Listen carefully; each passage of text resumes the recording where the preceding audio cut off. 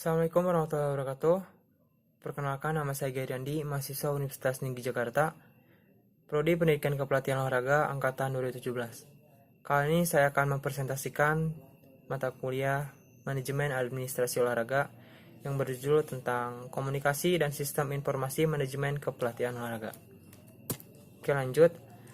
Pengertian kata komunikasi. Istilah komunikasi berasal dari kata Latin communication dan bersumber dari kata communis, yang bermakna umum atau bersama-sama. Dengan demikian, komunikasi menurut lexicographer atau ahli kamus bahasa menunjukkan pada suatu upaya yang bertujuan berbagi untuk mencapai kebersamaan. Lanjut, menurut Webster New Dictionary dijelaskan bahwa komunikasi adalah suatu proses pertukaran informasi di antara individu melalui sistem lambang-lambang, tanda-tanda, atau tingkah laku. Oke, selanjutnya definisi komunikasi. Menurut Berelson dan Strainer, komunikasi adalah proses penyampaian informasi, gagasan, emosi, keahlian, dan lain-lain melalui penggunaan simbol-simbol seperti kata-kata, gambar-gambar, angka-angka, dan lain-lain. Lanjut, menurut Dr. Andes Rizwandi, MSc, beliau mengemukakan bahwa komunikasi adalah serangkaian tindakan atau peristiwa yang terjadi secara berurutan atau ada tahapan, dan berkaitan satu sama lain dalam kurun waktu tertentu. Lanjut, menurut Carl Hovland, Janis, dan Kelly, komunikasi adalah suatu proses melalui mana seseorang atau komunikator menyampaikan stimulus atau biasanya dalam bentuk kata-kata dengan tujuan mengubah atau membentuk perilaku orang-orang atau halayak ramai. Selanjutnya, unsur-unsur komunikasi. Di antaranya ada beberapa aspek. Yang pertama ada pesan, yang kedua ada sumber, ketiga ada komunikator, keempat ada komunikan, kelima ada media, dan yang terakhir ada feedback.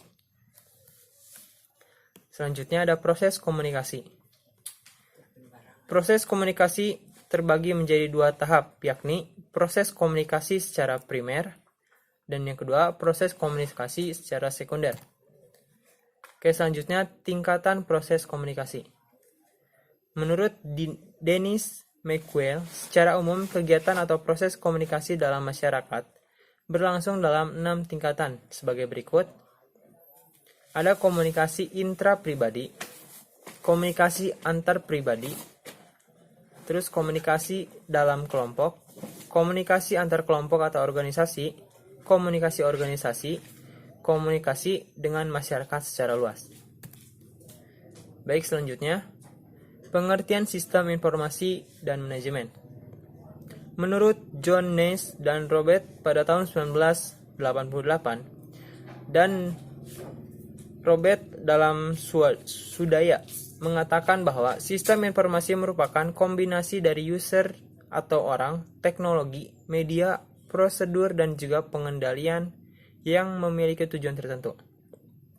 Tujuan tersebut adalah untuk mendapatkan atau memperoleh jalur komunikasi, memproses tipe transaksi, dan memberi sinyal kepada manajemen terhadap kejadian internal di dalam suatu organisasi.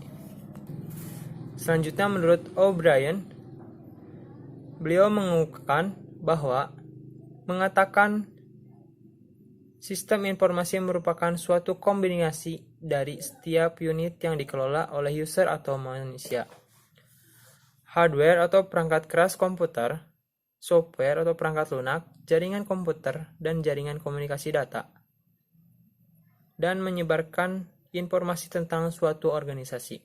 Jadi, pada dasarnya, sistem informasi memang harus memiliki elemen-elemen tersebut agar dapat berguna dan juga bekerja dengan optimal.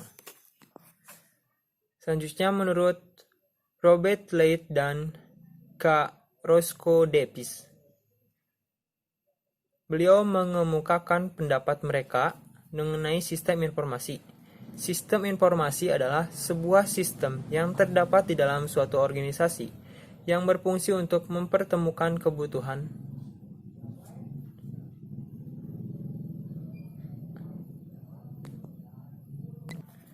Selanjutnya ada tujuan sistem informasi manajemen.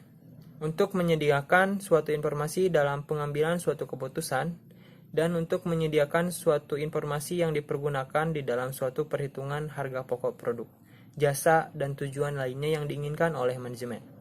Dan yang terakhir, fungsi sistem informasi manajemen. Meningkatkan produktivitas serta menghemat dalam hal biaya di dalam organisasi. Oke, sekian presentasi dari saya. Mohon maaf bila ada kekurangan. Wassalamualaikum warahmatullahi wabarakatuh.